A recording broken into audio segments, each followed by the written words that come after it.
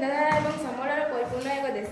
ଆମ ଦେଶକୁ ପ୍ରକୃତିର ଆତ୍ମନିର୍ଭରଶୀଳ କରିବାକୁ ହେଲେ ଆମେ ସମସ୍ତେ ଏକାଠି ହୋଇ କାମ କରିବାକୁ ପଡ଼ିବ। ଆମେ ଦୈନନ୍ଦିନରେ ଜୀବନର ଛୋଟ କିମ୍ବା ଶକ୍ତିଶାଳୀ ପଦକ୍ଷେପ ନେବାକୁ ପଡ଼ିବ। ମୁଁ ଏକ ଦାୟିତ୍ୱବାନ ନାଗରିକ ଭାବରେ ଭାରତକୁ ଆହୁରି ଶକ୍ତିଶାଳୀ କରିବାରେ ସାହାଯ୍ୟ ପାଇଁ ଏହି 5ଟି କାର୍ଯ୍ୟକୁ ପ୍ରୟୋଗ କରିବି। ଏହି କାର୍ଯ୍ୟକୁ ଆମେ ପାଳନ କଲେ ଆମେମାନେ ଏହା ଆତ୍ମନିର୍ଭରଶୀଳ ଭାରତ ଗଠନ କରିପାରିବା।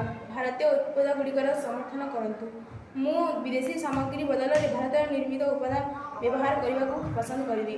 ସ୍ଥାନୀୟ ଶିଳ୍ପ, ଚାଷୀ ଏବଂ ଷ୍ଟାର୍ଟ-ଅପ୍ସକୁ ସମର୍ଥନ କରି